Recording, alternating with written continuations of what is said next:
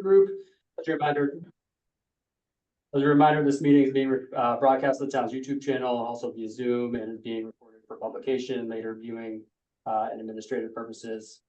I have not been notified that anyone else in the meeting is recording, but if someone wishes to, please notify me, the chair.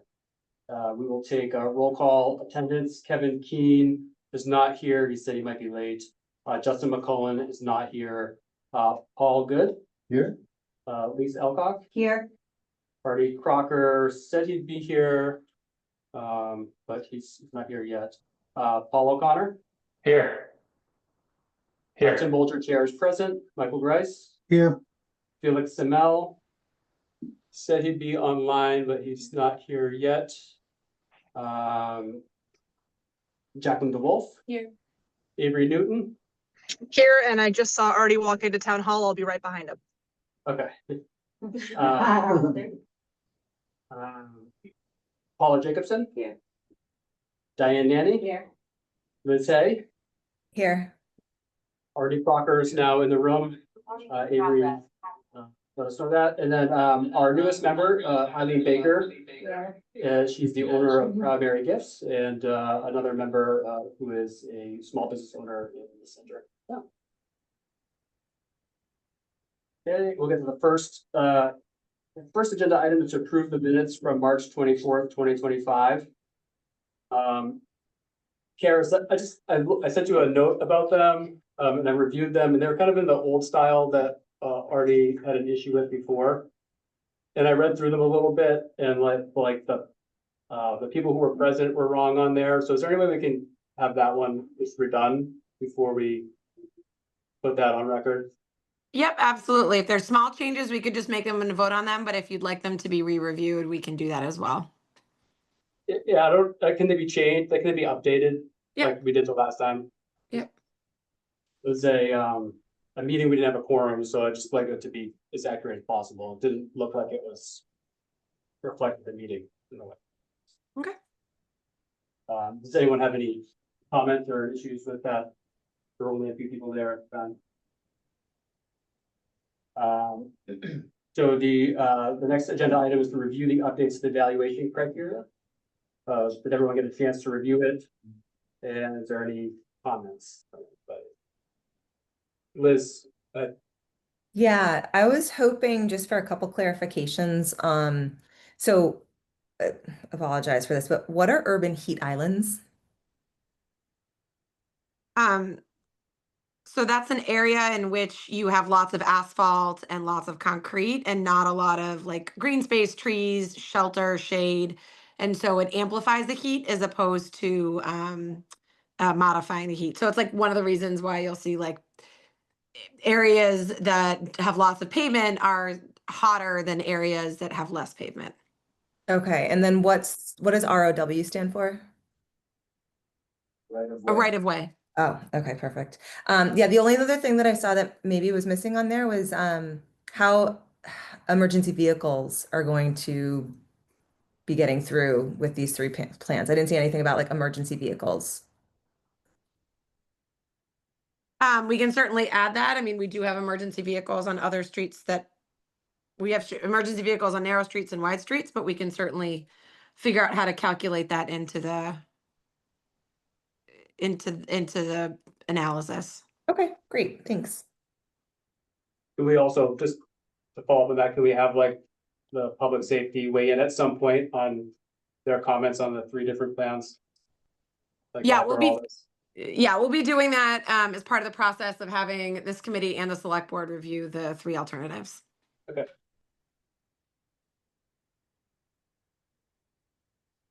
Anybody else?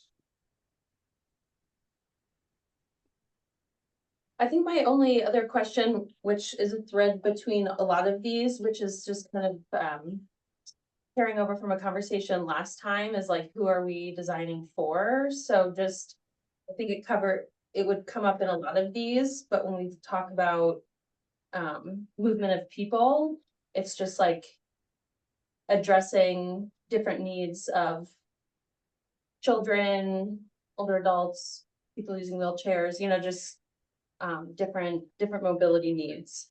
and making sure that we're addressing those throughout these and not just thinking of kind of like a universal one type of person.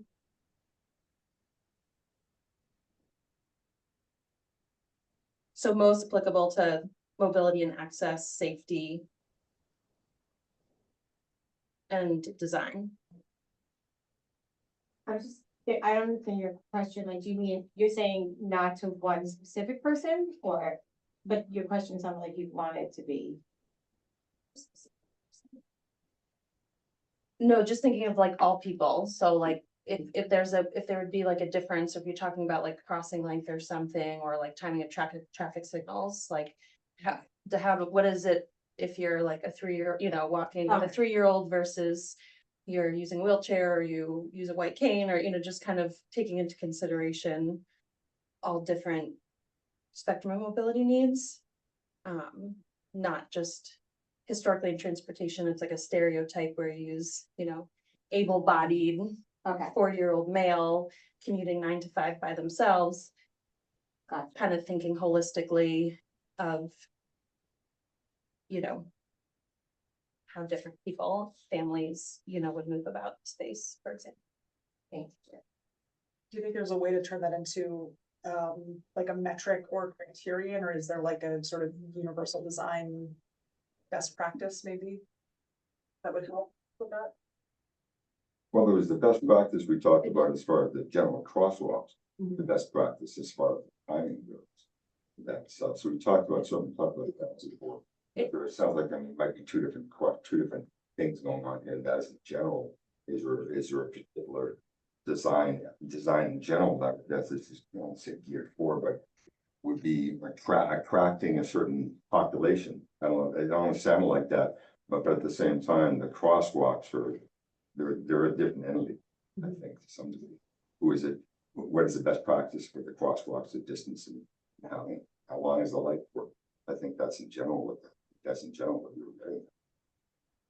Maybe, I think it's more about, it just depends on how these are ranked ultimately. Like, I don't know how that, like, what are the next steps in, Is universal design like a specific thing?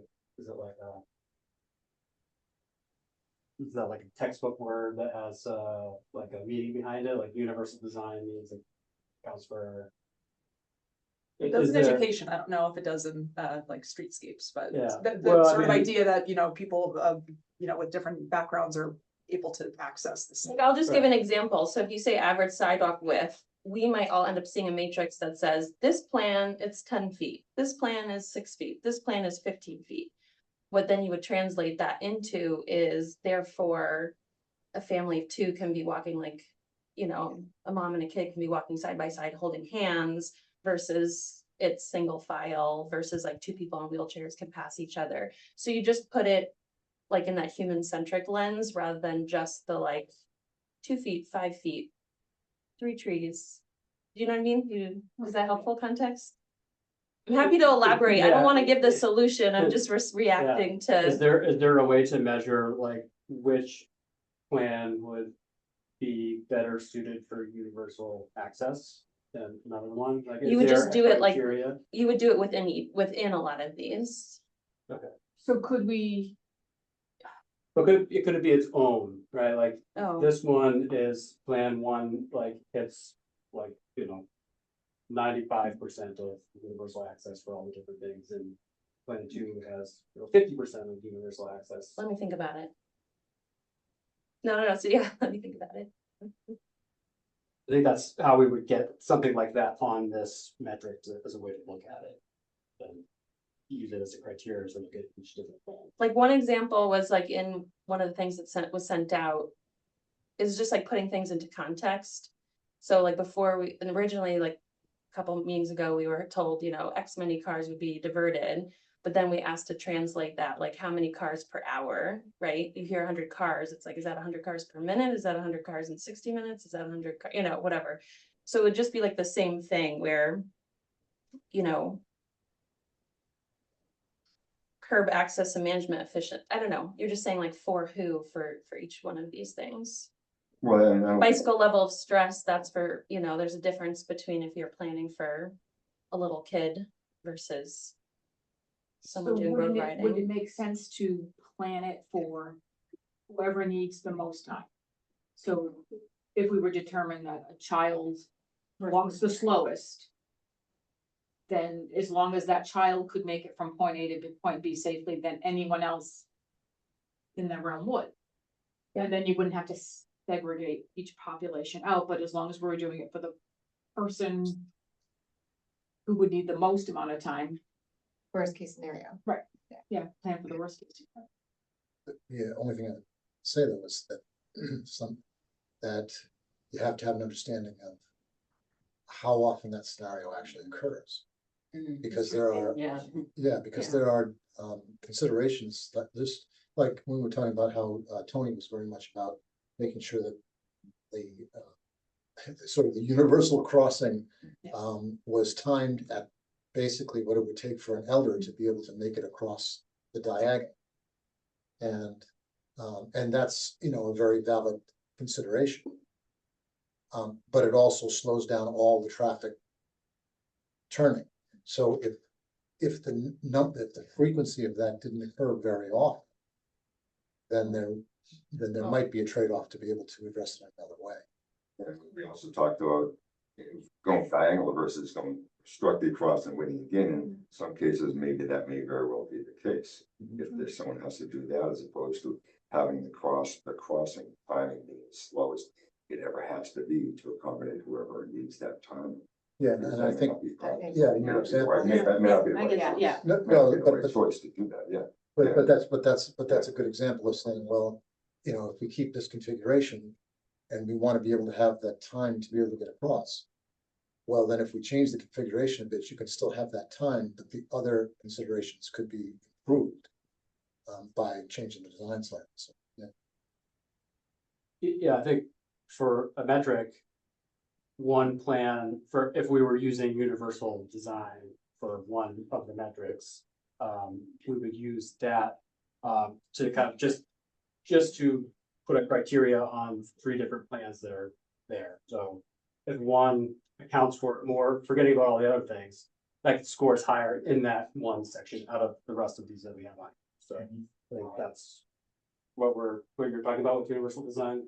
So that we I have a didn't say criteria. universal design, so let me think of, let me Okay. think about Well, it. it's universal access. I think, I mean. in this paper, No, I'm happy to think more about it, yeah. It says whether it be the crosswalks or the sidewalks, and I kind of, it sounds like it falls under universal Yeah, access. I think Felix also, last meeting had something to say about that. He took that word and used it, and I've heard it. I don't know much about it, so happy to like follow up on that as well. It's on the Commission of Disabilities, and I believe that's melds in there with that.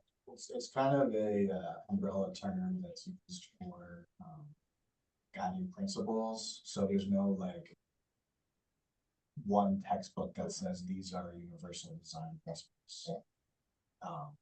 It generally is a collection of design standards that are guided by trying to make all infrastructure accessible to all people. It's essentially so. Yeah, it's a little bit different than I think, yeah, what I'm saying, it's related, but. Come back to me, I'll think about it for a second. Any other comments? Okay, so pending that one, maybe we'll figure out how to add that in, universal access design. The rest of these look good to everybody. There's no strikes or removals. Okay. Good with that, Karis? Yep. We can move on to the next agenda item, which is the naming of the 3 alternatives. The AI random assignment. I'm assuming that you put it in AI and this is what came out for the 3 of them. Yep. No bias. Blue, yellow, and white. We removed gold because it's yellow now and gold wasn't associated with anything better than anything else. So does anyone have any comments on the naming of the 3 plans? No, I said, are you going to, Yeah. there you go. Welcome, Heather. Yes. Okay, So I guess I will, do you want to have, the recognized consensus that this, three plans, are fine? One question, does this mean this is how it's going to be presented to the community at large? Blue, yellow, white, Yes. because I would have trouble, like, could it be like blue 4, yellow 2, white 2T? Like, it would just make it easier for people to remember which color means which. Yeah, I think the discussion we had last meeting was that it's okay, was that we wanted to kind of move away from labeling them. Okay. And then just going after a label on the specific design. I think blue 4-lane, like, Number. it will be blue, but you'll see like 4-lane after. Okay. So I assume once they get rolled out that people will. Well, I think, Figure out. yeah, knowledge of that as well as what you said. I was just thinking, I'm gonna constantly have to keep. Yeah, I looking think, at I think, it. I think. Which one's looking blue? at it wrong, having some Right. questions. I missed that part. This Say is. something related to. something related to something. What, I think, are these, And is it blue 4-lane? Or is it just blue? And the blue represents the 4-lane, like. Karis, I'm just asking. I'm gonna defer back to the group. I do think it's complicated or hard to have like a name that doesn't have a descriptor in it. It sounded like the descriptors that I put in sounded like the most neutral descriptors from the conversation we had last time as well. So I guess it's really, I'm gonna send it back. Oh, yeah, I'm fine, I'm good. Okay. Yeah, I'm sorry, I thought it was just the colors. Okay. My bad. Okay, so, hearing no objections, on consensus, we'll go ahead with those. There's a problem with them in the future, I think that we can modify them as well. Okay, moving along, communications and engagement plan for the fall. Karis, did you want? Yep, Take and this if one. Amy wants to add in, but we had drafted a notification that has gone out to the businesses that went out through our listserv, and Amy has graciously been going around the businesses and physically handing out copies of as well to provide an update of where we are with the project, to try to clarify that we are starting a new process, to provide a rough timeline. One thing I wanted to provide an update on that has changed since the last time we talked is we got a little bit of clarification from the Federal Highway Administration regarding the pilot grant implementation. And because of the changes in federal administration, there's sort of two changes that are relevant as part of this communications and process. One is that they seem comfortable with us making modifications to a pilot. It's a 5-year implementation plan from when you receive the grant, and that they were comfortable with us making modifications within that 5-year window, which means that November is not a hard deadline anymore for making a directional decision, which I think is useful because it certainly makes it feel less compressed on a schedule perspective. The second is that bike lanes are no longer a requirement as part of that pilot or demonstration grant. Again, it's just a change in administration. And so at this particular time, they are amenable to us modifying the grant if we choose to do a pilot to include or not include bike lanes. Yeah, it's interesting to see the options where now don't add the bike lanes as a requirement. So even if the grant was written to include bike lanes, but that doesn't matter anymore. So was the grant written to include bike lanes, Karis? Yeah, so the grant was written to include bike lanes because the administration and office at the time, that was part of what they were looking for as in their grant applications. And again, we put this in the fall of 2024. And the new administration is receptive to removing bike lanes. The program allows you to amend the terms of your agreement with the FHW.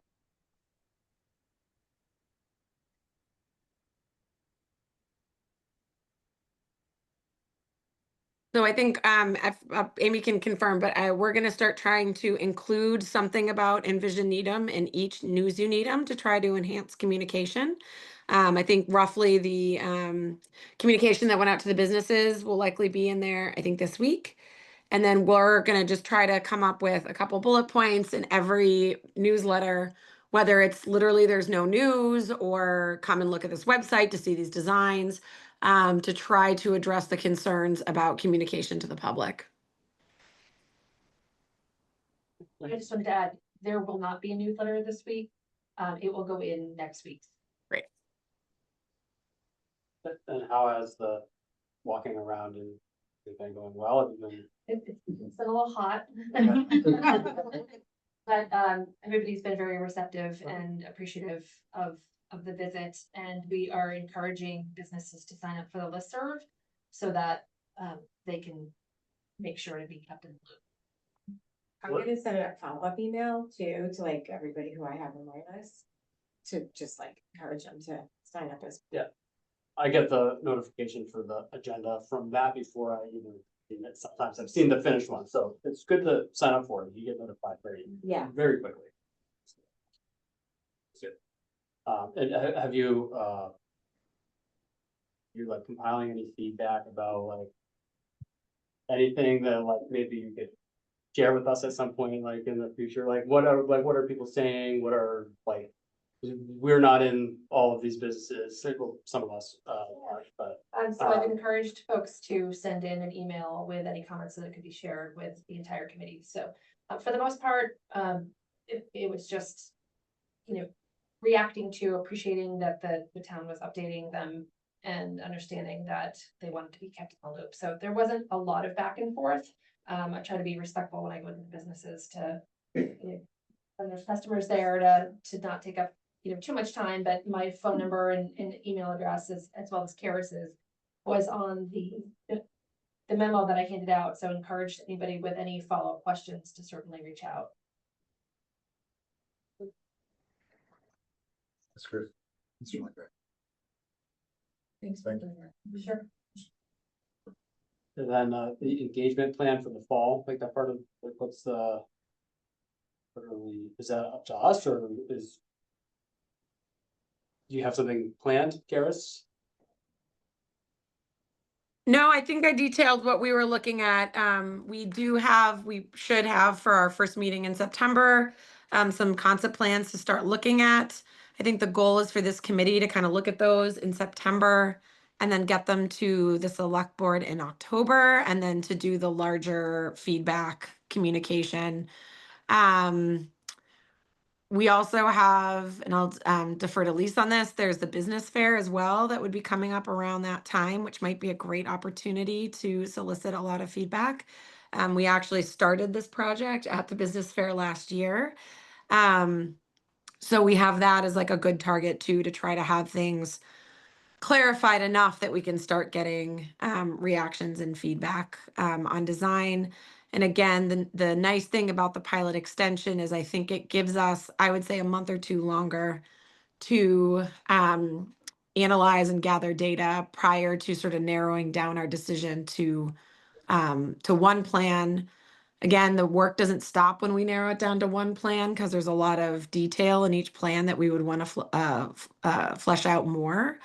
But it's certainly is sort of a pivotal decision-making point. And I think we want to make sure that everything is done communications wise to make sure that people do feel like they're being included. So I guess I would turn back to the committee and say, outside of the things that I just indicated, and I should say we're talking about having one more in public forum with the consultant for feedback on the three concepts. If there's anything we're missing. Karis, when would that be scheduled? As far as the next time the public gets to really. Yes. So it'd probably be October, November, and it will be concurrent with a survey as well. I think it's important to provide two different types of opportunities for people to express themselves, whether it's in public or providing us more detailed feedback through a survey process, or both. So we're gonna take a look at the three plans at our meeting in September. Then there was mention of going to the select board in October. So when we see the plans in September, at what point are we looking to make, like, perhaps changes ourselves and then go to the select board? or not, or just, or maybe no changes go to the select board, or when is the public, so the public's not gonna see this, not gonna have a public hearing before it goes to the select board. And if it goes to the select board, what is the purpose of that one before it goes to the public? It's just to present the concept plans the same way we're presenting it to the committee. And then the goal is to get and solicit feedback.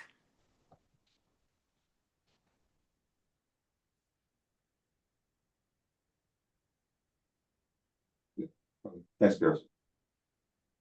So you're not looking for, I guess, we're not suggesting that there'll be any changes to the 3 plans that are presented in September.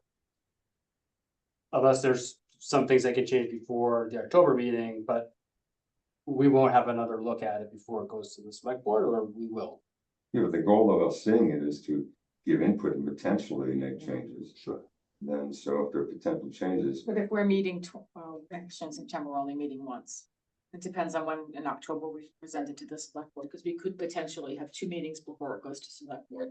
I think it's important for us to have input, especially with the businesses, like, say they take parking away from a certain business that probably needs it more than others. So I We just want to may see be, something that as business owners or people, members of the community, we may see something that is over an oversight. Right. So it's just good to have that input. yeah, so I just want to be clear on all 3 plans. All 3 plans will maximize parking across each item. They'll likely have almost the same, if not some, well, they'll have almost the same amount of parking, if not more parking than the existing layout.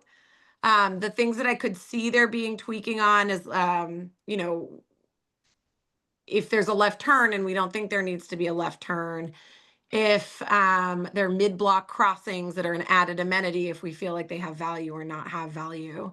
But they're going to be fairly rudimentary in their concept. What we'll have though is some data and information about number of parking spaces, time running through the downtown, sort of all the metrics, all the criteria that we've already established. That would be helpful. And I think some of the feedback might be trying to better understand that criteria as well. Because then when we get to a selected concept of one of the 3, that's actually when we would get into the more clear detail of bike lanes or no bike lanes. Do we want to keep the amount of parking we have? Do we want to add additional amenities like outdoor dining, in which case we might have to take out parking, and in which case does that happen? Or do we want to add in more green space for, you know, drainage purposes? Like, that's where we can tweak it. All 3 plans are going to look very similar in that regard, in the regard of like what amenities they're providing. So their direction to come up with these 3 plans is pretty, there's not much to change on it, right? Like, is what you're saying is that they're. I think they're gonna be, and- they're gonna be, exactly. I think we're not talking about amenities at this point. We're talking about layout. We'll get into amenity conversations when we get further along in the design process. I think we just want to have 3 menu options to choose from, and we're getting the concepts to that point so that they're comparable. And then from there, we build out the detail. So we could have a plan.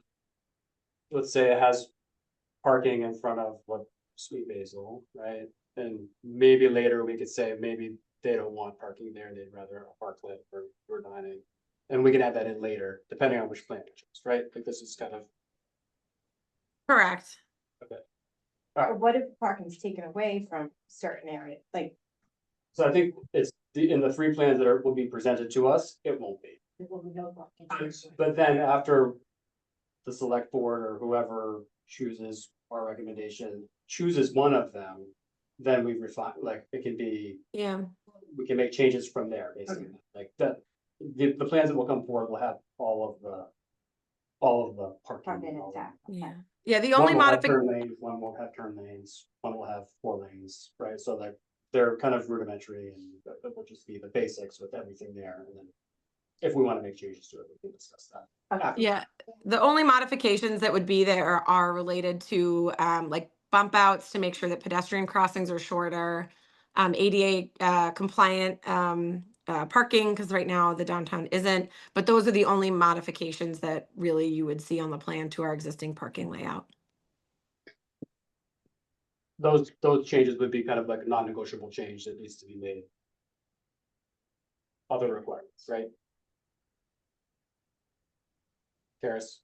Yeah, we're really just making the changes in all three plans that you would need in order to make them the safest possible in those configurations for pedestrians for crossing. And yeah, it's not an item. In fact, you'll see in a lot of the areas where there's bump outs, in all the plans, if you go and walk the downtown, like we have Jersey barriers in some of these areas, or we have other protective features there that sort of indicate what a bump out or something like that would look like. So we've done some of these modifications temporarily. This would be doing it more permanently. So how does that play into the criteria that we've spent time talking about? What should we expect when we see like 3 concept plans? Will a lot of these say to be determined based on like final design, or will it be more about potential? Yeah, how does that overlap with the evaluation criteria in terms of the 3 concepts? So I think like one example would be an item that provides for a narrower road. Because the sidewalks are wider, it provides you opportunities for drainage improvements. You can say that there's a benefit there. Now, in the full bit, like layover in the comparison. So Okay, we're so really you're gonna say like street furniture is possible, but it's not like designed in yet. correct. Or- And I think it's without making modification. So like you could add more drainage to a 4-lane concept, but you'd have to remove parking, right? So like we're just in this particular case with the evaluation criteria comparing apples to apples at this moment. But maybe one of the things, Jackie, that's a good idea, is just if we can sort of leave open an area that says that like if like drainage would be a good example. So, you know, you have the 3 projects. One will say that has more advantageous for drainage, but in the one that isn't, it could also say that if you do something else, you could get more opportunity for drainage. Yeah, When are we heading out to get information from other communities that have done reduction in lanes? Getting feedback from those communities or feedback from the economic aspect of the reduction of lanes? When are we getting that information? How are we getting that information? So if we don't add bike lanes, the most comparable project that I can think to this is Wellesley on 135, which was done a really long time ago. I can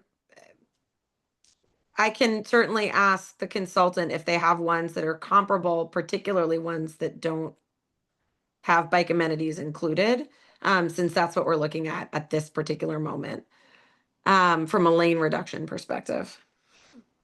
Certainly Wellesley's going back a long time ago, Yeah. so I don't know Yeah. what we're gonna get from them. I mean, there have been some recently that have reduced lanes. Yes, they reduced to put bike lanes in there, but they reduced the lanes. So maybe there's as close as we can get to a comparable that's happened somewhat recently. And you're looking at traffic data, or what type of data are you looking at, Artie? Traffic throughput data, but also economic impact to the business data. Yeah, I don't know. I'll talk with Margot. I think one of the things we talked about is that unfortunately a lot of communities when they do projects like this don't invest in data analysis. So there isn't a lot of like concrete data. I think it's a lot of anecdotal information. Karis, I think we had talked about including the economic vitality study, even though it wasn't part of the scope of the project. We talked about maybe trying to get that. Is that a possibility or not? Do we know? So right now there's no funding source to do an economic vitality study. You know, when we talked with the select board, they indicated they felt like feedback from the businesses to them was like of a high value. That, you know, so it's something that we're still exploring, but not something that we have a plan to execute. Okay, and then we also mentioned that parking study that was done and the concerns of the validity of it. Are we can we look into that anymore, or is that something like I could maybe do, or we could do separately on our own? Is it worth it? Is it I don't know if it's. The vitality is good or not, honestly, and maybe I should look at that myself, I don't know, but. I think it's important that people know about the study and if it is valid or not. Yeah, the fact that it was done in 21 or something like that. 23, I thought, no? 23 is when it was. We can conduct parking counts internally. Using our staff, there's no funding source dedicated for professional study. But if we're just looking to compare in-house numbers against the conclusions of that study, then that's something that we can do on staff time.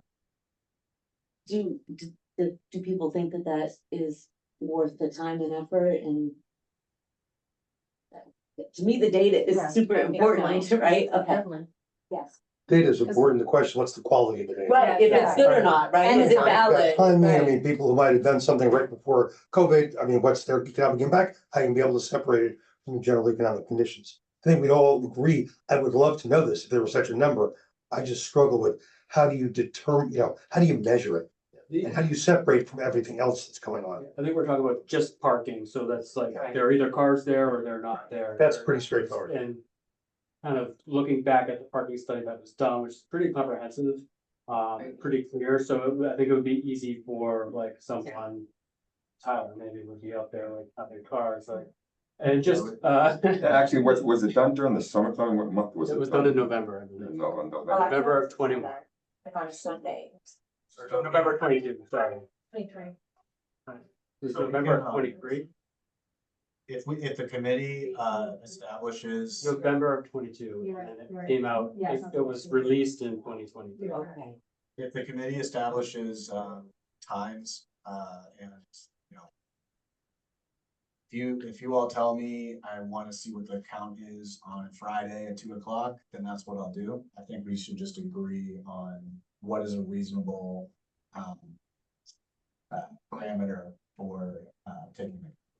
Yeah, so they counted like a lot of, I think they counted like all day, and they gave different utilizations to like a very long period.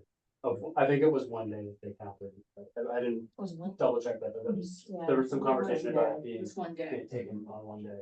Yeah, Yeah, I mean, on a Sunday. Well, it was a Sunday? we I can just, don't, I don't. From We what can I talk- was- we can talk about what is desirable as parameters, and we can talk about what's feasible.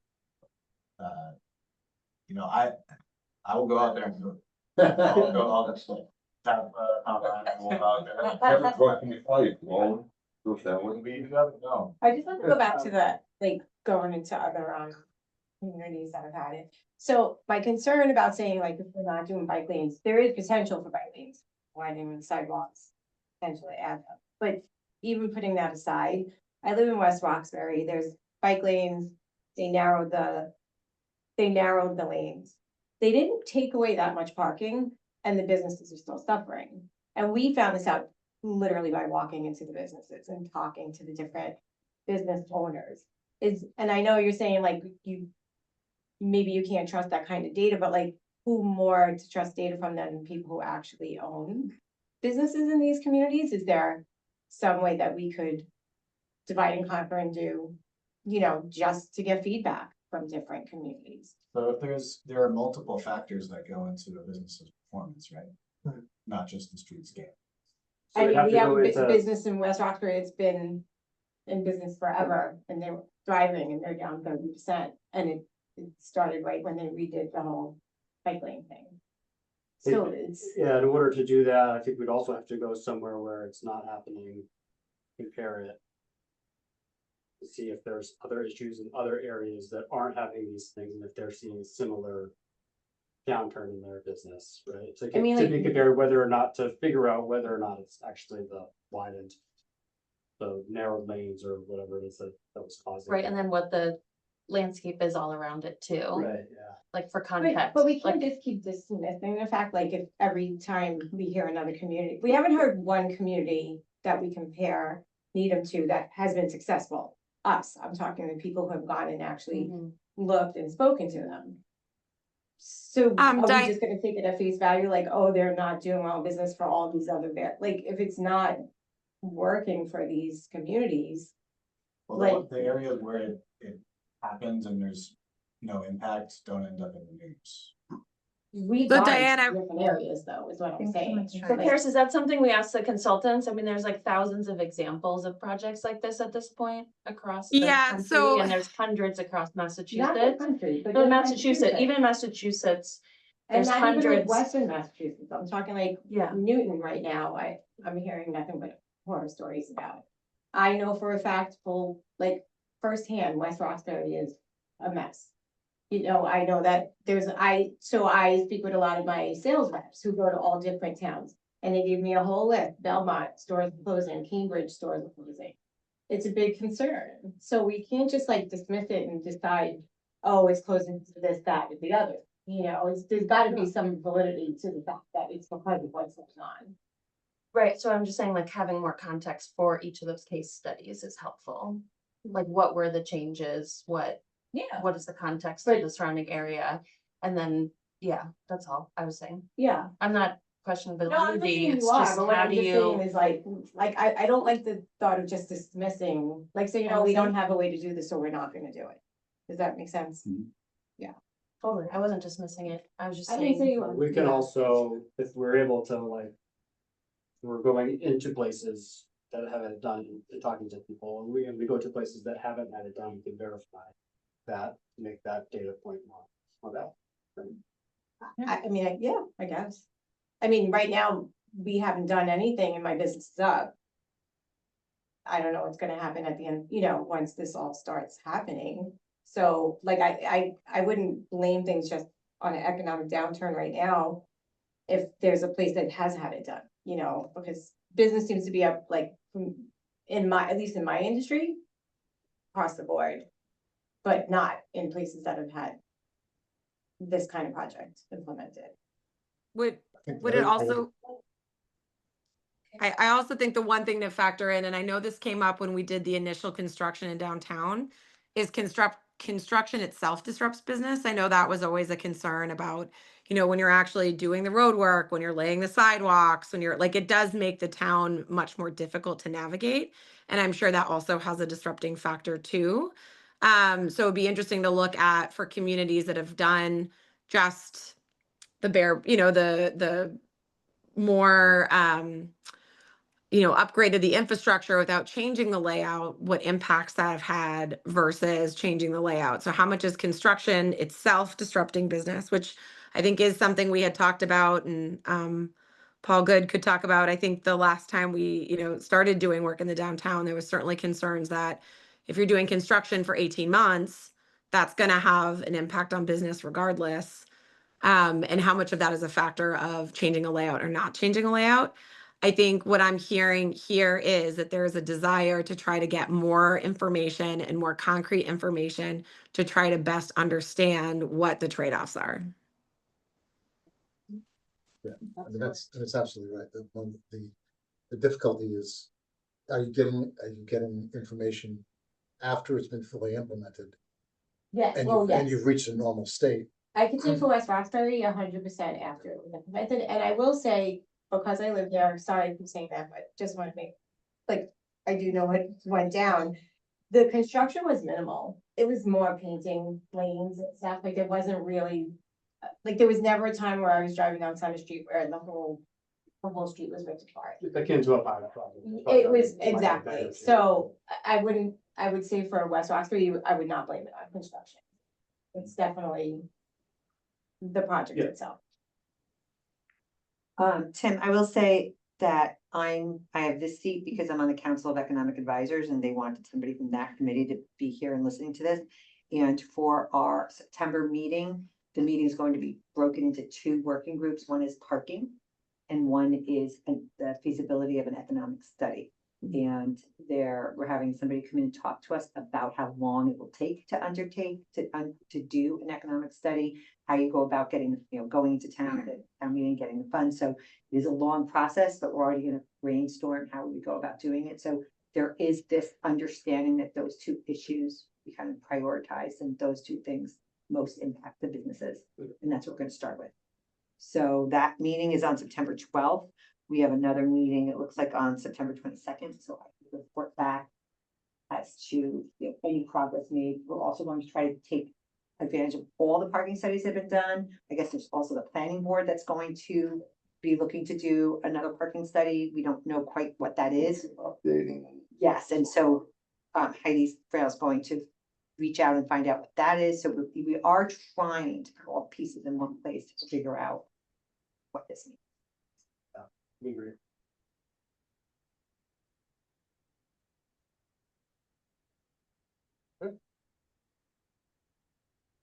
Well, in light of what you just said, Lise, if that data and that information would really inform this whole progress, and if we put the cart before the horse, we're Well, gonna be. so we're doing existing study on parking. It's not like we're doing something new, and the economic Okay. study is about an 18-month. So it's not, it can run simultaneously, but it might not inform Yeah. decisions.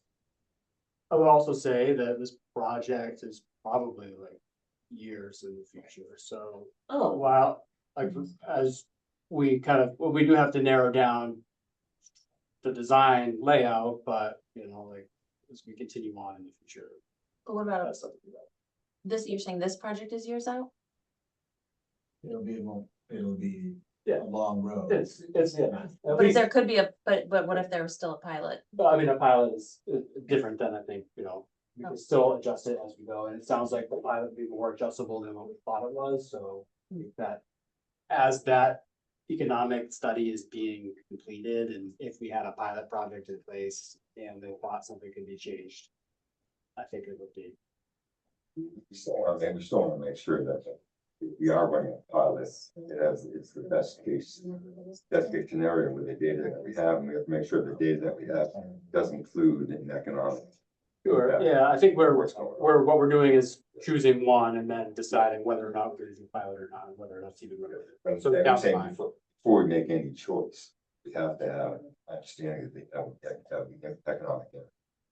We have to have that. That's one of the criteria. I mean, there's lots of criteria on the safety, which is extremely valid point. But we need the answers, we need some information related to the economic aspect before we choose anything. We have to have that.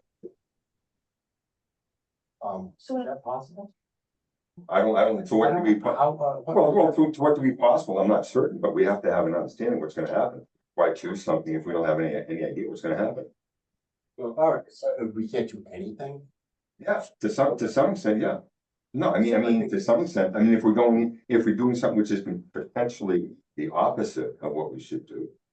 Is again, I mean, there's some great ideas there, some great incentives, you know, carpets and greenery, and so some great stuff there, but we have to understand the impact. We know, I mean, I don't wanna postpone forever and ever, but we don't have to do that because we've talked about this before, the understanding some aspect of the economic impact of the businesses. We have to have some idea what's gonna happen here. We have to.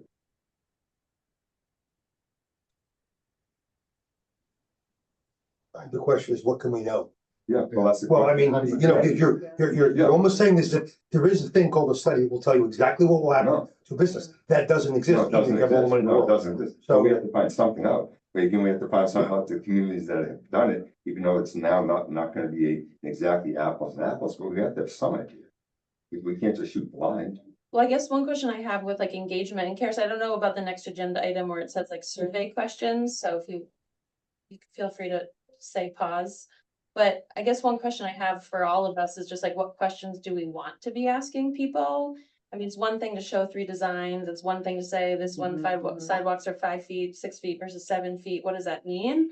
But to me, what gets more interesting is, like, does this actually attract more people to the downtown? Is it a significant enough, is the investment like a significant enough change that it attracts more people, or more people going to actually gather? Like, how do we actually get at, you know, Ingrid, would you and your family come more, you know, would you walk to town more if, you know, X, Y, and Z? Like, how do we leverage this engagement process to answer some of those questions in terms of, would you shop, dine, frequent, businesses more if X, Y, or Z? I think one of the things that's of course difficult about that is the fact that people will often conceptually say they'll do something, but their behaviors do another thing. That's like people. Okay, that's just a. Talk about, but I mean, it's not an uncommon thing. Yeah, And sure. That's why it's so difficult to be able to say. It is. What you ask people then is, where do you shop and why? This is where I wanted, yeah, just Right? where Because you you say, how. well, would you shop more at, that's just, I mean, frankly, you can just make it up, right? You just say, Yeah. well, that sounds good. But if you say, where do you shop and why?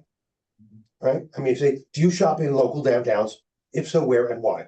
That's kind of what you want to know. What's attractive. Because people say, oh, I go to Wellesley because they have the stores I want. I go to Newton because it's close. I go in downtown Needham because I can park or not, whatever. People can say why they go someplace, why they don't. That, again, they can choose later, but that's what you want to ask people, not what would you do, because it's meaningless. But if you had a handle on that, you could also see what are the types of stores and services that they're actually going out of town to do. And if we Yeah. modified the sidewalks and created a different type of atmosphere, would it be likely that those type of businesses would decide to locate here to be able to keep more of those types of things within the town? And that's sort of like the holy grail of the thing is, if we do this, and more people, instead of having to go out of town, could Yeah. have more things. But it's whether those businesses would see Needham as being a place based on the changes that now fit their business. And that's a harder. You have a good point of saying like, people could say, oh yeah, I'll do this if that, like Amy, you could attest to, you tried to do late shopping nights. And nobody, like they were all, like, so everyone stayed open late. Great idea, but Nobody came. nobody came. Right. They all thought it was. Yeah, but everybody always asking, are there any nights that you're open late? But then we opened late. Because when we nobody did, you comes. never showed up. Yeah, it has to be a reason for people to come down. I mean, we have Shakespeare on the Common is coming the second and third weekend in September, I think. That's gonna be a fabulous time to bring people downtown. Say, oh, you can shop downtown. Why don't I don't want, who's gonna come down and say, which case in point, I guess, who's gonna come down and says, well, you can shop in Needham. Well, here's something to bring people to Needham Center. Right. And then I suppose the stores can open and people will shop downtown. Right, but what I'm saying is that all people were gun ho, people Yeah, were yeah. late, I would, Of but course. they just didn't show, Of so. course. The way we frame the questions is important, like. That's why I wanted to brainstorm, like what would Yeah. be helpful from everyone's different vantage point. Yeah, I think that's. And to complement the business, not to take away, but to complement that, it would be like, would you, like how do you get to school now, or how do you travel through, or how do you recreate, would this help, this change, or how would this help? I don't know. I'm not gonna prescribe the answers, but just thinking about how people can move and be active and build community in different ways through these changes. And surveying what they go out of town for gives us very specific criteria as to why they're leaving to go do something that we don't offer. Right, like other families being like, cool, let's go hang out in this downtown or that downtown, but in my circles, no one ever said, let's go to our own, like that's a reality, yeah. That's right. So we've kind of moved into the brainstorm survey questions. Yeah. Are the survey questions, specifically for the businesses, Karis, or is it townwide? So I was sort of thinking, we'll obviously get survey questions from like a standard, what someone would do when they're designing a downtown. I will bring that back to this group to modify, change. What I wanted to do was sort of think if there's anything specific we wanted as they start developing that. I was imagining that there would be 3 tiers of sort of groups we would be looking at. I think one is the businesses. I think another one is Needham residents. And I think another one is out of town visitors to Needham Center. Because I think all 3 of those groups have their own unique thing that they're looking for that would be helpful, right? Like if you're a business, you have your own your own needs you're looking for. If you're a resident in town, obviously these are your tax dollars that are supporting this project, and this is what you want your town center to look like. And then if you are coming from someplace else to come to Needham, like what's bringing you there, what would make it more attractive, that sort of thing. So those are the three groups I was looking at, sort of, targeting questions specifically to those groups. And then I think having more generic questions that all groups would ask. That sounds good. How do we get the attention of the outside, like the visitors? Like, how do we get a survey to them? Is it gonna be like a QR code or? Yeah, I think we talked about flyers. Diane had mentioned like she wanted to get her customers engaged. So we were thinking about having pamphlets or something to give to businesses to help get to that group as well. Because we do know from some of the like data, I think anecdotally, and then we did some looking at Pacer AI, that it is about 60% of the people shopping in the downtown are out of town. So that's not an insignificant amount of customers. Okay, thank you. I know this is breaking the wall a little bit, but a lot of this is based on, I guess, common traffic, but getting more people in the center of town. Okay, Kevin, we're saying that's one of the reasons doing this. We want the town center to be different, more and more inviting to get more people there. Absolutely. Yeah. So we have this great resource in the center of the common. It isn't being used. The town common is not being used. Again, this Shakespeare in the Common is coming in for second and third weekend in September, I think. That's gonna bring people in, and what can be done to, again, I know, like I said, breaking the wall, but what can be done to use that is that will bring people into need. Stuff going on during the weekdays. Easier said than done, of course, but that will bring people into town. And that will change, and more people into town from outside of town, and that would change some things. It adds attractiveness to the town. Attracting, other businesses that may want to be there, they see something. These other businesses even though those activities will probably be at night, that still brings people to see what's going on. They see a cobbler, they see a shoe store, they see the center of town, they see the clothing stores in town, they see everything that we have going in the center of town, but sometimes they see a hardware store. They see things that a lot of towns don't have. They simply don't have a lot of these things. I think, Hardware store, cobbler, yeah, a shoe store. I think bowling alley. A bowling alley, exactly, Yeah. a bowling alley. They don't have those in the center of town. Yeah. They don't. One of the things I think also along that lines is, for years we had street fair.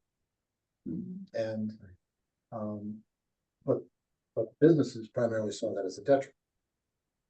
Because, if basically you might have a booth on the common, but nobody could get to their businesses. So that was a common complaint.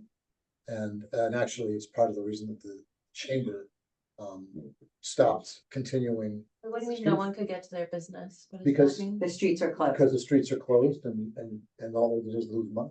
And they didn't have. Oh, any- the day of the Yeah, fair. the day of the fair. Right. So, but I think that part of the problem, and this, creates potentially an opening with the idea of the Shakespeare. Yeah, and the streets won't be closed for that. No, but street fair was pretty much a community event for Needhamites to be able to get together and, sort of have the fairs again.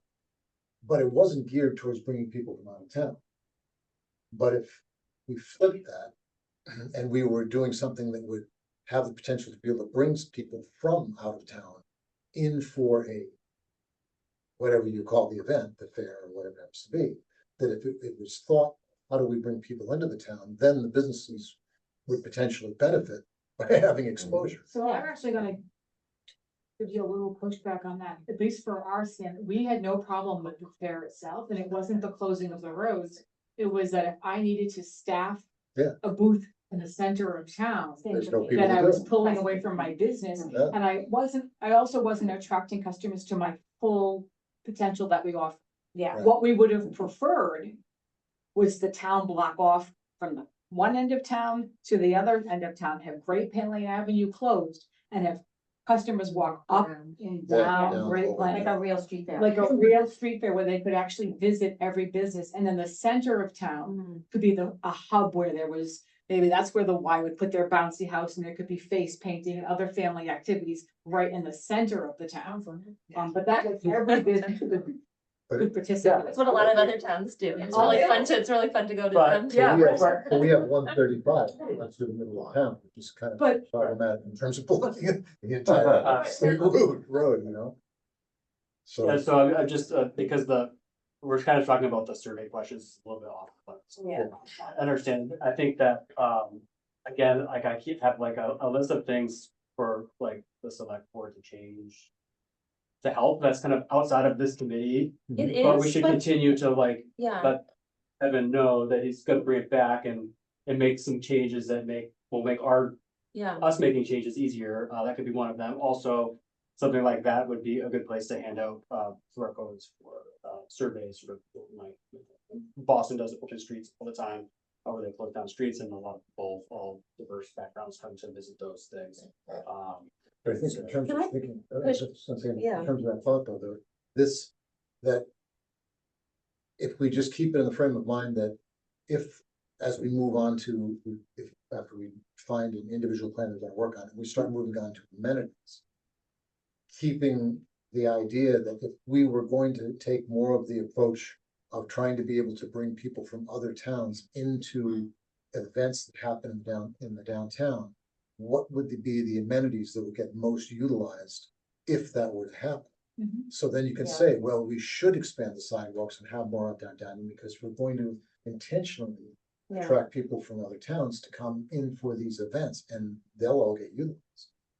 Yeah, I'm gonna push back a little and also just piggyback on this, because I think. I mean, I've had conversations with some of you individually, and sometimes it's just like when we are so narrowly focused, I feel like we lose the potential. So sometimes even when I'm like, as you all know, like, yeah, I biked here tonight, I'm someone who represents, a family that bikes. But then it's not just about that, it's about, can we have street fairs through the summer? Can we have, like, what is like the bigger vision of just having a really like livable community for residents and for people to come to say like, hey, actually come hang out with us in Needham Center because we're, this thing's happening or whatever. In addition to the existing great businesses, restaurants, etc. So I do think it's like how, I guess that's my question too, is like how, if we're doing surveys and public engagement without over committing, like, okay, now the town is gonna do all these things tomorrow. How do you still balance like the potential? Get ideas for that potential, or even hear from the businesses about that like potential, because I think wider sidewalks and these amenities, and that's where my head goes. It's not just for like having 2 feet of asphalt. Yeah. No, but- Bike on, I'm thinking like, oh my gosh, you're gonna get like hundreds of kids with their families, like doing really fun, cool things. But then you tell me like, oh, you can't do sidewalk business, and I'm like, oh, never mind. We're not allowed. You're not allowed. So it's just like we have to, I don't know, I think this process, a lot of questions I'm fielding is like, what's the bigger vision? Right. Like, okay, yeah, we're debating these couple blocks, but like, what's the bigger vision? Like what does this like tie into as we think about actually envisioning Needham, not just, I'm sorry, like, I'm gonna, like, just not debating if there's a bike lane or not, Right. like, but I don't wanna be in that debate. I wanna be in the debate of like, what just makes people active and frequent businesses and have fun and see faces and run into people, and make it a place where it's like, I don't know. We like lose that when we debate and discuss like inches and feet, and so it's a challenge for Okay, the team. yeah, Okay, But so it's like, how do you add those questions to better understand if this design allows us to do X, Y, and Z? How does that impact public opinion? Or what would you like this design? What outcomes would you like to see from this? Open-ended questions, Yeah. surveys, open-ended questions are bad. Yeah. People don't have time, they Why don't, do they you don't. come? Yeah. Like, look how much time you spend talking, Oh, like, yeah. oh, this is a good idea. No, You ask somebody to survey, what do you want? No, I- No answer. Okay. You gotta be very specific. I have a question, I don't know about validity, and value, but I'm wondering if when you talk about out of towners and people who patronize businesses, is there a way you could have an ongoing survey that was very short, that you could just start soon and just keep collecting it? Right, get data for the next however long it's going to be, right? Where people coming in a business could, whether it's a QR code, have 3 or 4 questions, really targeted ones that they might be willing to answer. I mean, a business could say, hey, I'll, give you something if you answer it. But I think over a period of time, since we're, this is gonna be going on for a while, if we could have ways that people walking into any store or any restaurant could say, could you answer these 3 questions for me? Right? And just start collecting that. You'll essentially start collecting a lot of incident data, right? People who actually showed up. I don't know what this question should be. It can't be 12. It could be 3 perhaps, or 4. So I mean, for the out of town kind of carrots to you, the people who come to patronize, now there'll be Needham people too, a lot of them. But I think that's the most valuable. People actually showed up. Because you can ask them why they showed up or what they came for. I mean, it can be simple as, was this your designation? Destination today? Yeah. Yes. Did you visit another business in town? Yeah. Do you plan on visiting other businesses in town today? Was it, and you could just say, was it hard or easy to come? You don't have to say parking up to say, just say, was it hard or easy to do this? Right. Right? So I will know, like, if they came to my business, did they? shop? I was here, it was, Were they at a I'm gonna restaurant? check Were the they at a nasty one hospital? because Visiting it was someone, some, they drove by and saw your business? right, something like that. And you could just collect this over a longer period and you'd really start to build up a profile of the people who show up. Were we thinking of using an outside marketing company that specializes in understanding this, in how to do the survey? Again, it's all a question of time and money, but I think you would come up with 3 or 4 questions in an intelligent, thoughtful group of people who've done this before, not just us, that would be valuable. Like, where did you come from? Was it hard or easy? Did you come here, to your points, did you come here to do this, right? And did you go anywhere else? Well, how do we know the 60% thing? What percent? This 60% stat that they're out of town. So we actually used Pacer AI, so we were able to look at like trips and how you can look at like how long a car is stopped in the downtown to figure that they are patronizing a business, and you can see where that car started and where that car ends. Okay, so You know what's weird? I don't think 60% of my customers are from out of town. I do have a lot, but I would flip it. Or even say like 70-30, but I know French press has a lot more from out of town, so I think it depends on the business. Yeah, I'm sure. So it's really Well, hard to You're pinpoint that. saying. And it depends on where I have more Needham residents. if they Not work my here, store. they might be here because they're working here. True. But it just helps to understand. Right. You could ask 4 or 5 things, and I think over time you would build up essentially kind of a picture of what things look like. That would be valuable in saying, wow, how would that information be used though? well, it would be helpful to know how many people, if you over time found that if you had 500 answers and 350 said it was hard to do this. Hard to find parking, hard Right. and I if mean, people come from. it would be nice to Yeah. ask them everything, but nobody's gonna stand around for more questions. But at least you'd get something. That's why I asked about validity, but since We you can asked also, me, we what can do we also have? change the questions 2 months down the line, or whatever, something like that. We do a series of questions for a while, then you change it before different questions. Who knows? If there are more people from out of town, they do need parking and there is more traffic, like where less people are able to walk and come, right? It's good to find out the actual measurements of that. What do you find? Do you have more out of town? We have more out of town. Yeah, so it's all. Not every a business lot, is but- different. And we draw from a very wide radius because there aren't places who do what we do Yeah. elsewhere. But when you collect, I mean, you're collecting everybody. Right. Which is fine, Yeah. as long as you can tell, I'm from Needham, I'm not. or I I'm think, another. I think it behooves you to know what Needham, why people from Needham are coming to your store just as much. Oh, as out of town. absolutely, yeah. But in the interest of the communication engagement plan for the fall and the brainstorm survey questions, arguably the Harvest Fair might be one of the largest community facing events in Needham. Absolutely. And I will say that it captures that really hard target of young parents, which we find very challenging in reaching. And so if we could come up with a few lines, we could have those cards, yes, Envision Needham Paris, you could have part of the town as a whole fence, absolutely have some presence there. with cards, let's figure out that QR code that they take home, that dump survey was pretty well done. You know, or is it 3 cards to fill out? We could have it at the chamber booth, we get a piece of candy if somebody fills it out right there, but if it's short and distinct, I feel like that would match perfectly to the fall. The other thing is that almost 90% of the businesses, and we had close to 100 last year, are Needham-based businesses. So we also have that, where when they turn in their application, we could do some type of, please take a minute and answer these questions. So we do have this opportunity that's hitting on October 5th.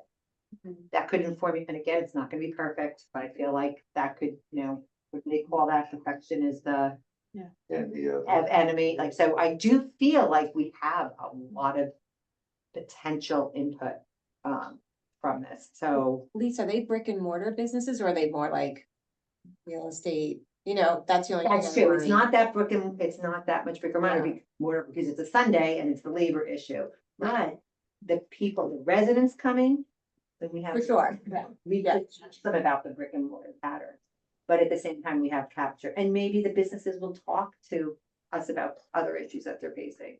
But we have some of the insurance companies, some of the front line, but yeah, we would still, that's still a segment that we would need to hit a different way. Yeah. With the same survey. You know, I love the idea of the list now, you know, the Envision list, the business list, you know, you guys are really coming together where you can gather more information. But in the interest of time, we're talking October 5th, so if we're gonna get cards printed, we need to figure out what we wanna ask and to your question. And who's going to, what are we gonna do with the data? I still think it's valuable for us to know why residents might come down, what businesses are facing. I don't know, it all depends on what the survey questions are. Translating it to what are we doing with the sidewalk, right? Right, like, you know, what would you most like to see changed in Needham Center? You know, or what's one thing you don't want changed in Needham Center? Or what would make you frequent Needham Center businesses more? You know, what, like, we can really, I know you hate open-ended, but we could give reasons, or we could, you know. I hate open-ended, nobody wants to answer it, but if you can give people 3 choices and say, choices, click which of these, it just, people, if you ask what they want, nobody's gonna, it's very hard to assemble. If you say 5 things, I wanna be able to buy stuff outside, I wanna be able to sit outside and eat, I want whatever, you give them 5 things they can do. And, you know, we've stopped, you know, in terms of the chamber, we've stopped sending out surveys because people just don't, you know, I just went to the doctor, I've gotten like 3 surveys to do, like, people are tired of answering. I answer every survey. Envision is Survey. enough of a word that I feel like people are kind of, you know, ready to jump on it. So I think that it's gonna get a lot of, I think it's gonna get good input. Right. I hope so. So, you know, work on a subcommittee if we want to try to make this happen. We need to start doing it now. And we can look at examples from other towns if they've got feedback. I have a note that says Harvest Fair, get reactions and feedback on the design. So Karis, are you imagining October 5th? There would actually be like a public display of those 3 options? Yeah, I'm hoping by that time we will have the 3 concept plans to look at and have them available for reaction as part of the Harvest Fair. Perfect. And that could be where the survey QR codes or, you know, whatever we want. And maybe it's related to some of those criteria that are open-ended of like. Karis, were you expecting the survey to be done that late, like in October? I had it on the calendar that we were looking at October for the survey timeframe. I think we'll just, Okay. we'll have to talk and see what we can get put together. I think if we have the first meeting with Apex and they show us the 3 concepts and it's relatively straightforward, we have 2 meetings in September. And we can Okay. certainly spend one of them looking at the concept and another one looking through the survey. Okay. You know, something that can go into the news to Needham, you know, please come share your thoughts, come see us on Sunday and share your input, your feedback. Did you guys do that for the last Harvard Fair? Like you did all the Post-its and stuff? Yeah, we didn't have a concept plan at that point, so it was really just getting feedback. Thank you. It was a lot. There was a lot less awareness around it. Yeah. Is that enough for you to start working on the survey, Yeah. Karis, or are there any other if we think of anything, should we just like email you about it? Yep, that would be great. What would you like to know? Just me and Just you and Paris or her. whoever Okay. else, yeah, but Yeah. not everyone. Gotcha. So one question I have related to all this engagement is like, maybe it'd just be helpful to get an update from the businesses of like, what is the plan around like the signs, the like not our vision? How do we communicate? Something positive. Well, that it's also like a change, like what people are, like, I don't know what we're gonna see in September even yet, so it's like, how do we communicate? What is on that picture versus kind of where we're going?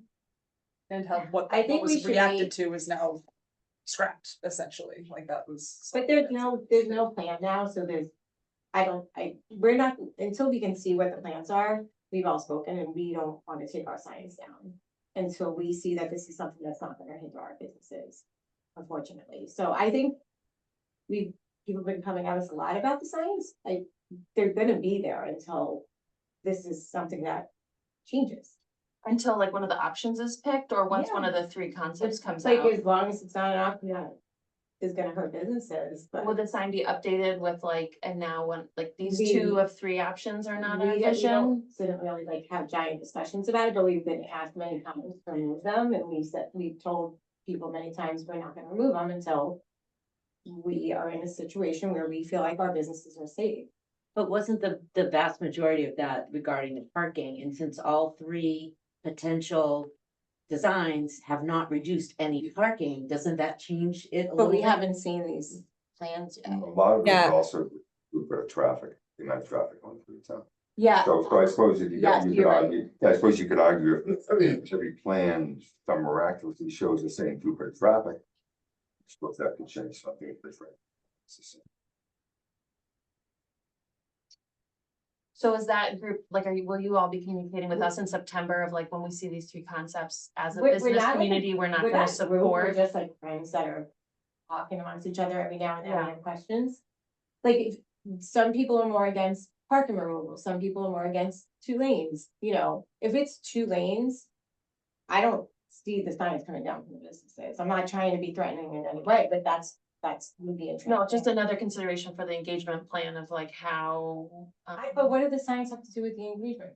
Really? Because trying to get people to consider this, and the sign's very negative. The signs basically say, we don't like doing anything, we don't All like it says this. is it's not our vision and it's I not. understand, but Not the here, point, so the people- engagement plan is to get people to look at that and be open to considering things. So that's why we're asking, But what can they consider now? no, that's what the question about engagement is. Right. What do you do to help people have an open mind to consider some options? Not, If there's I a guess- business fair in October where they're saying, here are the three plans and all the business, I'm just trying to, I'm just trying to it's just a understand. communication, I'm just trying to understand how. I guess my how's answer that is we're not communicated comfortable with taking the signs down until we see the plan, in September? whenever the plans get to us. And then if the plans work for us, we'll take the signs down. We're protecting our businesses. There's nothing else.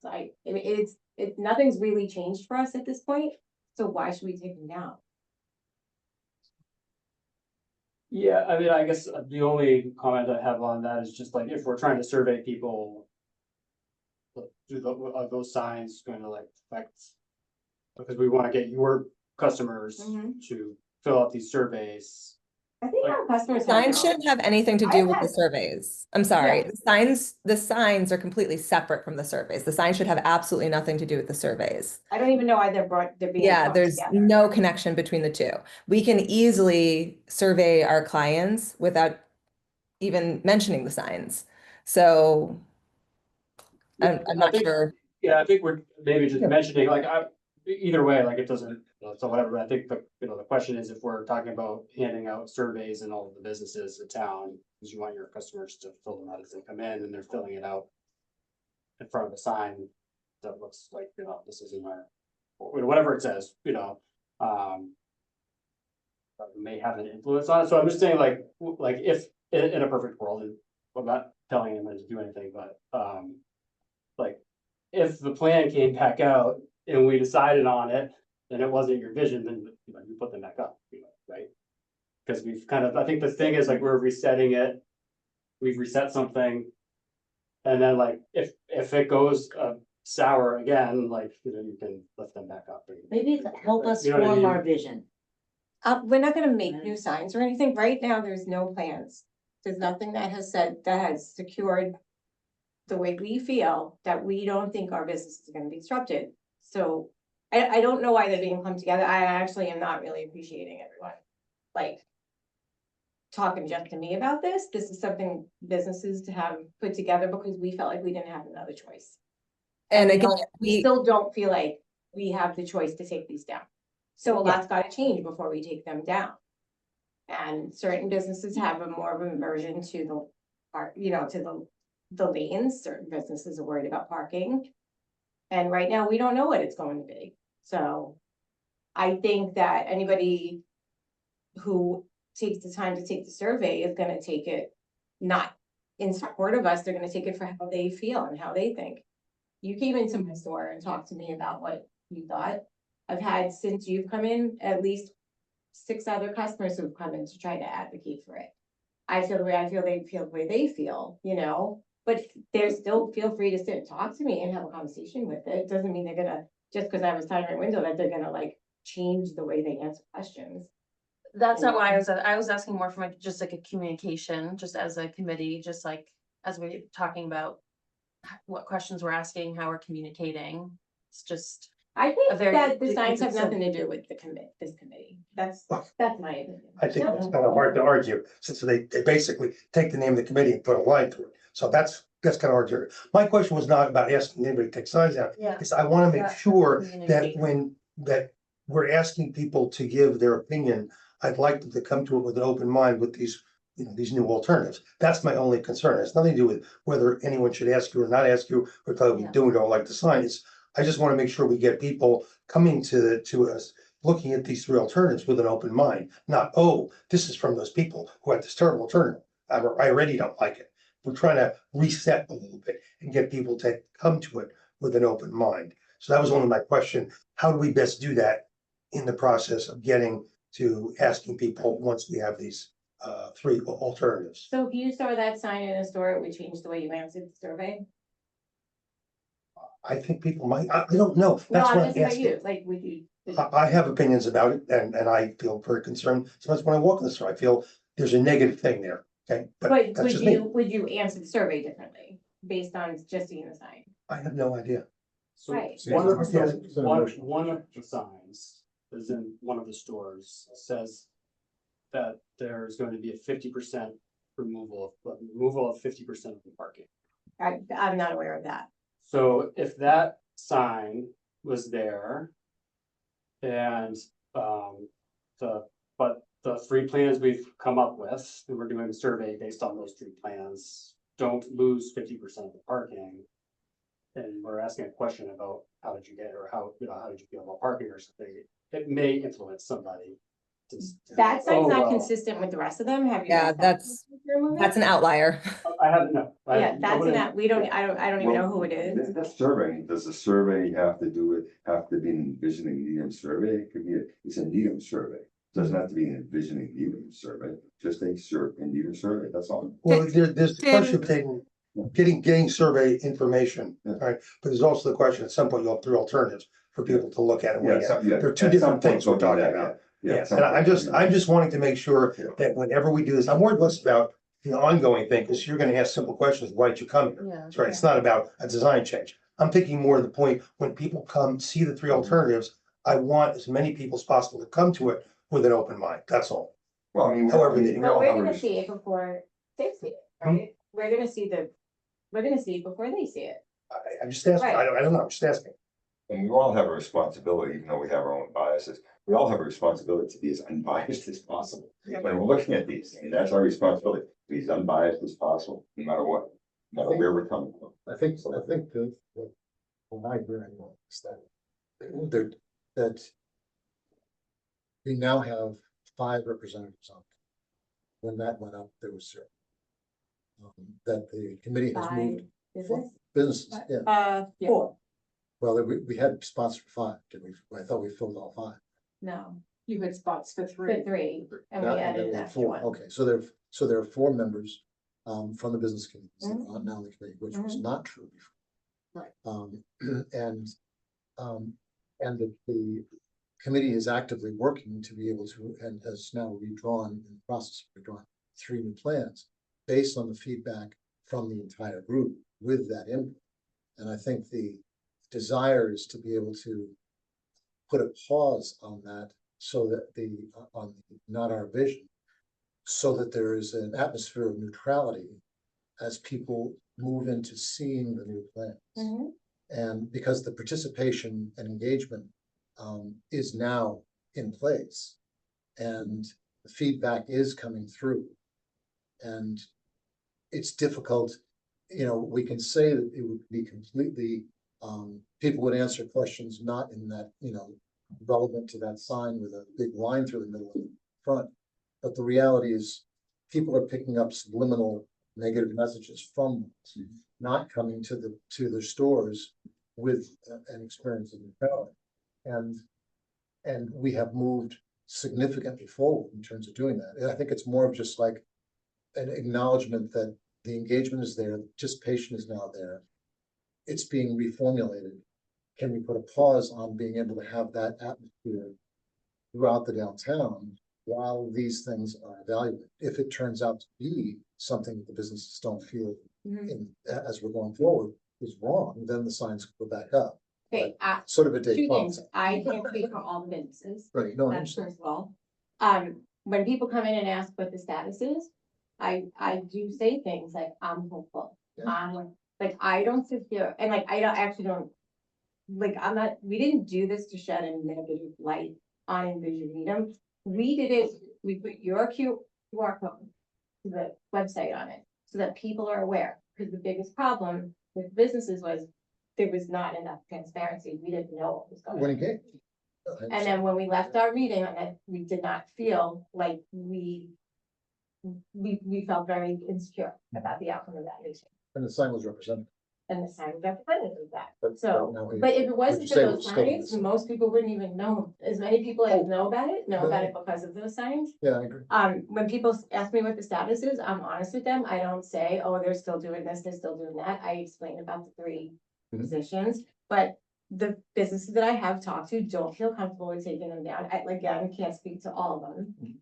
Until they see the plans, and I think that's fair. And I think the amount of times that we've been asked is a lot.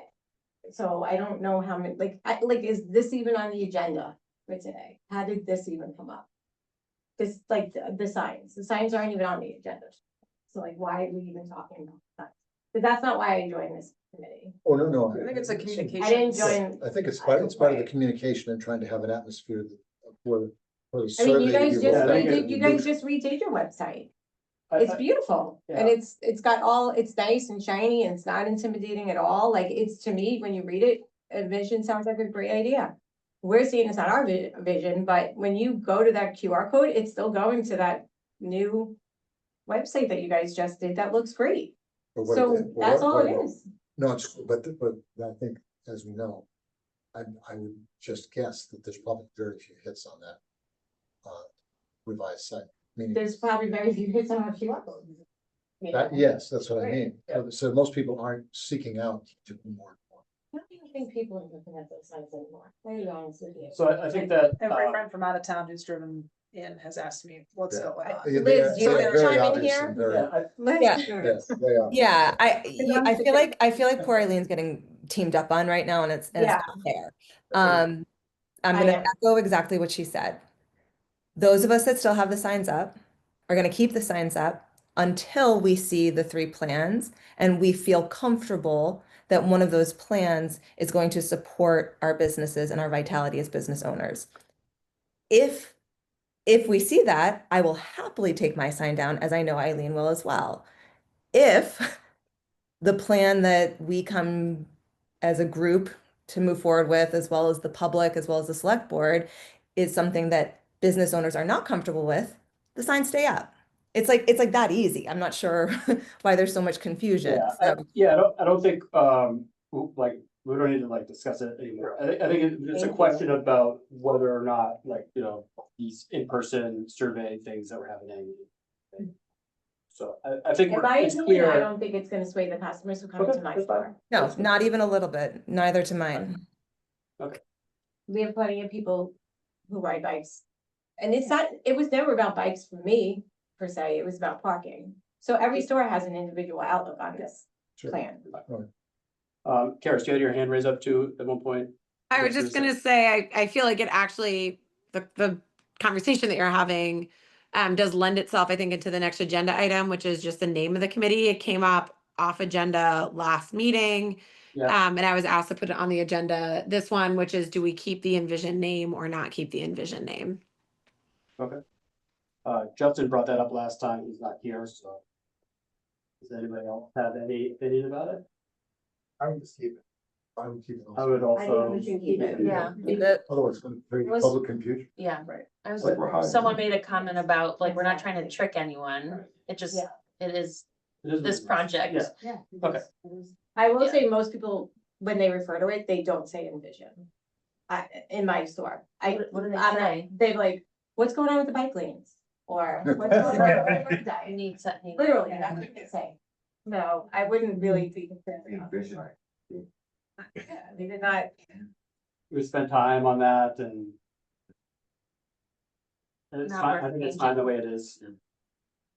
So are we agreeing? Yeah. Keep the vision, keep rocking to it. Right? Consensus is, except for Justin is not here. They're fine. Okay, and then the next agenda item is the fall meeting schedule. If everyone had a chance to kind of. All right, I'm sorry. Yeah, I was confused since this is my first meeting, I didn't even understand any of this, like pushback to Labor Day. So instead of having a Monday meeting, we're. Oh, okay, you know what, that would have helped if I looked at it. Yeah, that's okay. Yeah, Thank you. but No, that's generally okay. like the first Monday and the third. Wednesday. Oh, Third Wednesday. First Monday. Sorry, is- instead of trying to The squeeze. first it out. Monday in this case You know, is it took me a minute definitely to not figure good out for what me. I meant to. These Okay. are- it's not good So- for me. What times are these? That's what we're. Yeah. Yeah, so there wasn't a lot of clarity on the survey. These were the times, that's why we're doing an alternating Monday and Wednesday, because I don't think we could get 100% of everybody if we just did Monday or we just did Wednesday. Luckily, we do record all these meetings, so you can go back and watch if you aren't able to attend. There was sort of split between sometime between 6 and 7 for start times, and I just thought it would be easier to have the conversation in person than try to query everybody online.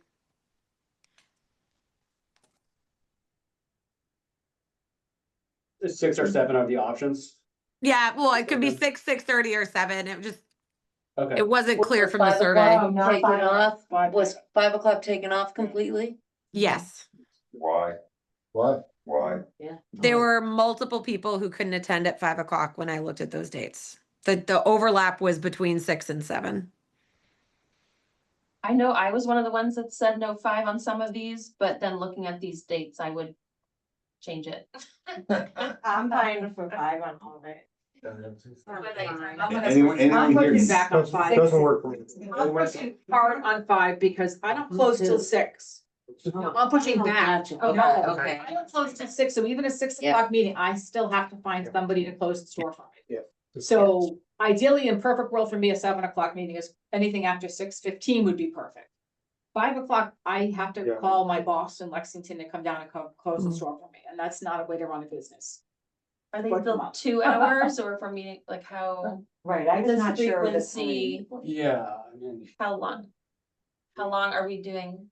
2 hours has been. Every we've other been week? Pretty, I know, we've been pretty, Going it. yeah, we've been like. We could have done this meeting in an hour and 15 minutes. You get sidetracked. Or less. Yeah, I mean, we could try it. Just, I just think it might be like a lot of content, especially in like some of the. One thing we're gonna work on this time is trying to get materials in advance, so at least there's more time for analysis and less of that happening in the fly. So if I can get it to you like the Friday before, the concept plans, that kind of stuff, just so everyone has a little bit more time to digest before the meeting. That should help make things move smoother within the meeting. So what if we did like 6? But an hour and a half meeting, is that still too late? It's late for me, Yeah. but you know. Could you alternate it maybe? Yeah, I mean, we could kind of, well, I guess for planning purposes. Forecast 6. It's hard to. I mean, I'll make it work, whatever, Well, I mean, if we- because I've committed to being here, but I'm just saying, If we did it at 6, you could come at 6:15, right? Like. you could come 15 minutes late, related. right, that's what I'm saying, like, I mean, I will make it work, whatever the committee decides, because I've made a commitment to be here, it's just, it is a hardship. If it's a, 6:30 work. if it's a 6, it should be 9. 90 minutes. Yeah. I agree. 30 Yeah. is just late. But I don't have, I I don't have the brick and mortar business, so I would defer to, you know, or other people. Works if you'll make them an hour and a half, it just encourages us to be more efficient. Yeah. So everyone, is that okay with everyone? Mhm. Liz, Paul, 7:30. Rhonda, good. And then not alternating, that would apply to all the days. Keep it. 6 to 7:30. I won't be here at at least January 5th, so. Which, Oh, well, so September, I can't, I have a land trust review meeting the second Monday. And that won't be because I'm leaving on first Monday, I won't be able to make anything on first Monday. Then that's on Wednesday, I believe. September. Garrett, these were all the dates that you gathered from the survey. Yeah, this, the actual dates are the dates that are proposed for the meeting. There's like a general pattern, but though that we had to vary from that for a couple of the different dates, and especially Monday, especially September with, the first Monday being a holiday. Okay. I think we can take it again, like, you know. Long term is fine, but if there's an issue, with a lot of people, and just let me know as a. If you know any of these dates that aren't gonna work beforehand, and like a lot of people email me that it's not gonna work, maybe we might be able to. Just to move it, especially if we don't look like we're gonna have a forum, which is 8 people, so if that happens. Sound good? Yeah, so I'm only I don't know if I can make the 10th, the next one, September 10th. Okay, so the next item on the agenda is to adjourn. Motion for that. Second, a motion to adjourn. Second, yeah, take a roll call vote. Kevin Keen. Aye. Paul Good. Aye. Lisa Elcock. Yeah, I. Artie Crocker. Aye. Paul O'Connor. Aye. Tim Bolger, chair votes aye. Michael Bryce. Aye. Jacqueline DeWolf. Aye. Avery Newton. Aye. Paula Jacobson. Aye. Diane Nanny. Aye. Liz Hay. Hi. And Eileen Baker. Aye. Meeting's adjourned. 44. I still wonder. Turn it.